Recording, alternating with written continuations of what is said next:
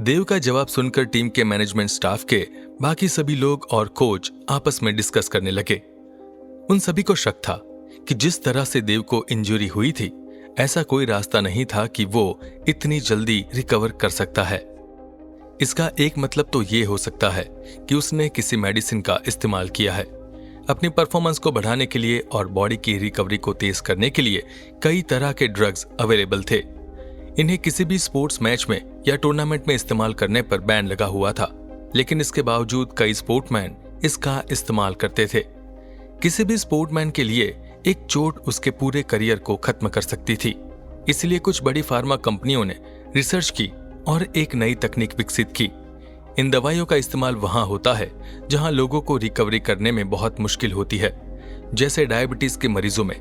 Diabetes में चोट लगने पर घाव भरने में बहुत समय लग जाता है, जिसकी वजह से इंपॉर्टेंट सर्जरी और ऑपरेशंस में देरी होती थी। ऐसे में कंपनी ने सोचा कि इस दवा के इस्तेमाल से रिकवरी को तेज किया जा सकता है, जिससे इंपॉर्टेंट ऑपरेशंस करने में हेल्प मिलती है। देव ने भी अपने एक कॉन्टैक्ट के थ्रू ऐसी ही एक दवाई ढूंढ निकाली और कुछ एक्सपर्ट की मदद से इन दवाइयों का रेगुलर इस्तेमाल करने लगा। उसकी बॉडी पहले से पूरी तरह रिकवर नहीं हुई थी, लेकिन फिजिकली और मेंटली कोई उसे किसी भी फिटनेस टेस्ट में फेल नहीं कर सकता था। उसके अंदर पहले वाली पावर तो नहीं थी, लेकिन फिर भी वो आराम से मैच खेल सकता था। ये करना कोई बड़ी बात नहीं थी। उसके लिए बस एक ही परेशानी थी और वो थी डोपिंग टेस्ट। अब डोपिंग टेस्ट को और ज्यादा एडवांस कर दिया गया था और इस तरह की दवाइयों का तुरंत पता लगा लिया जाता था। जिस भी टीम का प्लेयर ऐसी प्रैक्टिस करते हुए पाया जाता था, उसकी पूरी टीम को डिस्क्वालीफाई कर दिया जाता था। स्टेट मैनेजमेंट कॉलेज की फुटबॉल टीम के लिए अगर ऐसा होता है तो बहुत बुरी बात होगी। स्टाफ के लोगों और जेरी ने आपस में डिस्कस किया कि जब तक देव का डोपिंग टेस्ट नहीं हो जाता, उसे टीम के किसी भी डिस्कशन में शामिल नहीं किया जाएगा। जेरी ने देव से कहा, देव, मुझे तुमसे एक जरूरी बात करनी है। क्या तुम थोड़ी देर के लिए मेरे साथ एक तरफ आ सकते हो? तो देव जेरी के साथ चला गया। वो दोनों टीम से थोड़ी दूर एक कोने में जाकर बात करने लगे। जेरी ने एक लंबी सांस लेते हुए देव से कहा, अगर तुम्हारी वापसी होती है तो हमारी टीम के लिए इससे अच्छी और कोई खबर नहीं हो सकती, लेकिन हमें रूल्स को फॉलो करना होगा। मुझे तुम्हारा फुल डोपिंग टेस्ट और फिटनेस टेस्ट करवाना होगा, और अगर तुम इन दोनों टेस्ट में पास हो जाते हो तभी हम तुम्हें टीम में रख सकते हैं। देव को उम्मीद थी कि कोच उसका साथ देंगे, लेकिन यहां तो उल्टा ही हो रहा था। देव ने जेरी से कहा, सर, आप ये सब क्या कह रहे हैं? क्या आप मुझे नहीं जानते? मैं इस टीम का स्टार प्लेयर हूं और मेरी वजह से आप लोगों ने इतने टूर्नामेंट्स भी जीते हैं। आज हम एक बाहरी रिजर्व स्टूडेंट को खिला रहे हैं। आपने ये सब क्यों किया सर? हमारे पास अब भी मौका है। उस सड़क छाप लड़के को टीम से बाहर निकालिए और मुझे टीम में जगह दीजिए। मैं आपसे वादा करता हूं कि ये मैच हम किसी भी हाल में जीत कर रहेंगे। किसी भी मायने में ध्रुव को प्लेइंग 11 में खिलाना कहीं से भी सही नहीं होगा। वो भले ही टैलेंटेड है, लेकिन उसने अभी तक किसी इंटरनेशनल लेवल के प्लेयर का सामना नहीं किया है। हमारे ऊपर बहुत से लोगों की नजर होगी, और ऐसे में अगर हम नौसिखिया को खिलाएंगे तो हमारी इमेज का क्या होगा? मेरी बात समझने की कोशिश कीजिए सर, यह डिसीजन बिल्कुल गलत है। देव की बात सुनकर जेरी ने कहा, मैं कुछ नहीं कर सकता हूं। देव, तुम खेलो या ना खेलो, लेकिन मैं किसी भी सिलेक्टेड खिलाड़ी को टीम से बाहर नहीं कर सकता हूं। ध्रुव अब इस टीम का हिस्सा है और ये फाइनल हो चुका है। अगर तुम्हें इस टीम में बने रहना है तो तुम्हें हमारे टेस्ट पास करने पड़ेंगे। जब तक तुम ये टेस्ट पास नहीं कर लेते, तुम्हें हम किसी भी मीटिंग में शामिल नहीं कर सकते। मैं तुमसे रिक्वेस्ट करता हूं कि तुम जिस तरह यहां पर आए हो उसी तरह से चुपचाप यहां से चले जाओ। कल अपने टेस्ट दो और रिजल्ट के बारे में मैं तुम्हें खुद फोन करके बता दूंगा। अपने फिटनेस पर ध्यान दो और अपना ध्यान रखो।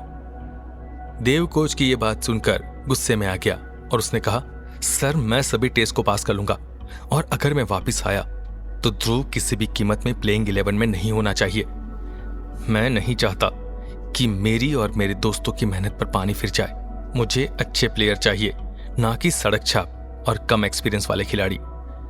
देव की यह बात सुनकर जेरी ने अपने गुस्से को संभालते हुए कहा, जो भी है, इस बारे में हम बाद में बात करेंगे। अभी तुम यहां से जाओ।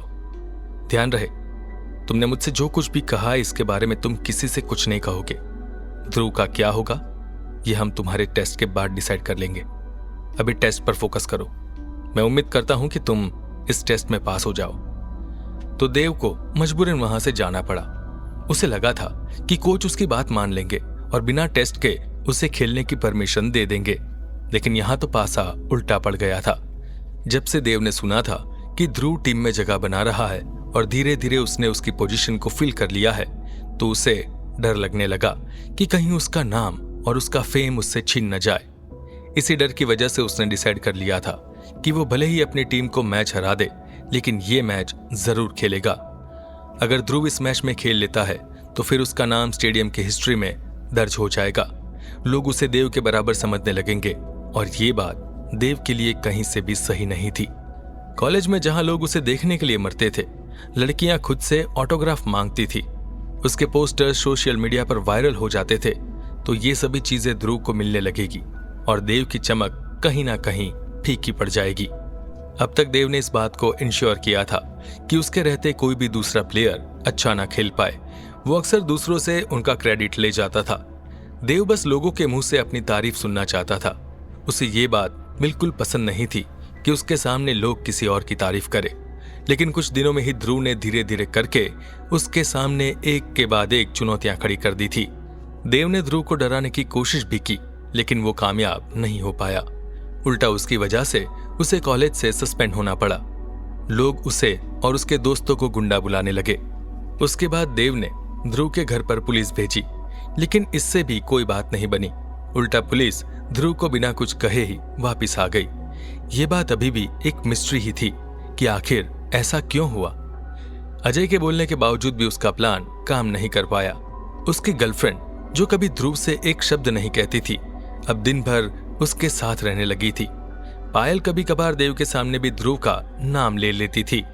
ध्रुव ने पायल के दिल में भी अपने लिए एक जगह बना ली थी। किसी तरह देव ने अपने रिलेशनशिप को बचा लिया था, लेकिन वो ध्रुव को पायल से दूर नहीं कर पाया था और अब ध्रुव उसकी आखिरी जगह पर भी कब्जा जमाने की फिराक में था। उसके सभी दोस्त और उसकी टीम ध्रुव की तरफदारी कर रहे थे। खुद कोच भी उसकी तरफ थे, जो कि बहुत ही सरप्राइजिंग था। देव को समझ नहीं आ रहा था कि आखिर ध्रुव ने उन सब पर क्या जादू कर दिया था। पहले ऐसा कभी नहीं हुआ था कि कोच ने देव की किसी बात को मना किया हो। देव जैसा कहता था टीम में वैसा ही होता था, लेकिन आज सिचुएशन पूरी तरह से बदल चुकी थी। अब देव को किसी भी तरह उन दोनों टेस्ट को पार करना होगा, तभी वो टीम में वापसी कर सकता था। अगर वो टीम में वापस नहीं आया तो वो हमेशा के लिए अपने फेम को गवा देगा। कॉलेज से घर जाते ही देव ने कुछ स्पोर्ट्स इंस्ट्रक्टर से बात की और उनसे ऐसा कोई तरीका जानने की कोशिश की जिससे वो मेडिकल और डोपिंग टेस्ट में मैनिपुलेशन कर सके। देव के बहुत से दोस्त थे जो अब स्पोर्ट्स इंस्ट्रक्टर का काम करते थे। उनका काम था इंटरनेशनल टीम्स के लिए टेस्ट करवाना। अगर डोपिंग टेस्ट को ट्रैक करने का कोई तरीका है तो वो इन लोगों को जरूर पता होगा। देव के एक दोस्त ने उसे एक बहुत ही सिंपल तरीका बताया। उसने बताया एक काउंटर मेडिसिन के बारे में, जो कुछ वक्त के लिए एनहांसमेंट ड्रग के असर को कम कर देती है। इससे उसकी फिजिकल परफॉर्मेंस पर कोई असर नहीं पड़ेगा और वो डोपिंग टेस्ट में भी पकड़ा नहीं जाएगा। देव के दोस्त ने बताया कि ये मेडिसिन बहुत महंगी है और इसका इस्तेमाल कुछ कंट्रीज में बैन है। उनमें से एक इंडिया भी है, इसलिए इसमें इमरजेंसी सिचुएशन में मंगवाने के लिए बहुत पैसे लगेंगे। देव ने उसे बता दिया कि किसी भी कीमत पर उसे ये दवाई चाहिए। उसने अपने दोस्त से प्रॉमिस किया कि वो उसे एक ब्लैंक चेक काट कर दे देगा। इससे पहले कि देव का दोस्त उस मेडिसिन के दूसरे साइड इफेक्ट्स के बारे में बता पाता, देव ने फोन रख दिया और मन ही मन खुश हो गया कि अब चाहे कोई भी टेस्ट हो जाए, उसे कोई रोक नहीं सकता। देव के दोस्त ने इस छोटे से काम के लिए 1 करोड़ रुपए लिए और उसी रात देव को वो मेडिसिन मिल गई। देखने में वो एक आम मेडिसिन की तरह थी। टेस्ट से ठीक आधे घंटे पहले उस मेडिसिन को लेना था। अगर इससे पहले उस मेडिसिन को ले लिया तो मुश्किल हो सकती थी। देव के दोस्त ने उसे एक बात साफ बता दी थी, वो इस बात की गारंटी नहीं ले सकता कि इस मेडिसिन को खाने से उसका टेस्ट नेगेटिव आएगा। अभी भी 20% चांसेस थे कि डोपिंग टेस्ट में वो फंस जाए। देव को अब इन बातों की कोई परवाह नहीं थी। जहां बात उसकी इमेज और रेपुटेशन की हो, वो किसी भी हद तक जा सकता था। अपने दोस्त को थैंक्स कहते हुए उसने उससे वो मेडिसिन ले ली। फिर वह सोच रहा था कि किस तरह वो इस मेडिसिन को अपनी बॉडी में इनहेल करेगा। डोपिंग टेस्ट के लिए आए प्लेयर्स को अपने साथ कुछ भी लाने की परमिशन नहीं होती थी। देव ने सोच लिया था कि वो कैसे कोच और स्टाफ के दूसरे मेंबर्स से छुपाते हुए मेडिसिन को इनहेल करेगा। उसने अपना पूरा प्लान बना लिया था। देव गले में एक लॉकेट पहनता था और उसमें एक सीक्रेट कंपार्टमेंट है जिसमें कोई भी छोटी गोली रखी जा सकती थी। देव ने उस मेडिसिन को उसी कंपार्टमेंट में छुपा कर रख लिया। टेस्ट से थोड़ी देर पहले उसे वॉशरूम जाना होगा, क्योंकि डोपिंग टेस्ट से पहले प्लेयर को ढेर सारा पानी पीने के लिए कहा जाता था। देव इसी मौके का फायदा उठाएगा और चुपचाप उस मेडिसिन को खा लेगा। इस तरह उसका काम आसान हो जाएगा और टेस्ट में उसका पास होना लगभग कंफर्म हो जाएगा। जहां देव टीम में वापस आने के लिए पूरी तैयारी कर रहा था, वहीं दूसरी ओर ध्रुव को भी शक हो गया था कि देव अपनी पोजीशन को इतनी आसानी से नहीं जाने देगा। ध्रुव मेंटली प्रिपेयर हो गया कि हो सकता है उसे टीम से निकाल दिया जाए। अभी उसे जो पॉसिबिलिटी दिख रही थी वो ये थी कि उसे एक्स्ट्रा में बिठा दिया जाएगा। उसे इस बात की खुशी थी कि फाइनली टीम ने उसे एक्सेप्ट कर लिया था। आज नहीं तो कल उसे खेलने का मौका जरूर मिलेगा, और जब भी उसे वो मौका मिलेगा वो इस मौके को आसानी से जाने नहीं देगा। ध्रुव चाहता था कि वो सभी को ये दिखा सके कि टैलेंट और पैशन क्या होता है।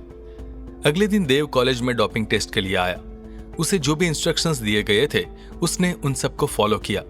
देव को पता चला कि उसे टीम में वापस लाने के लिए कोच ने वाइस चांसलर के साथ में काफी लंबी बहस की थी। कॉलेज का मैनेजमेंट इस बात से बिल्कुल अग्री नहीं कर रहा था कि देव को फिर से टीम में जगह दी जाए। क्या होगा डोपिंग टेस्ट में? क्या देव पकड़ा जाएगा या हो जाएगा उसका प्लान कामयाब? जानने के लिए सुनते रहिए।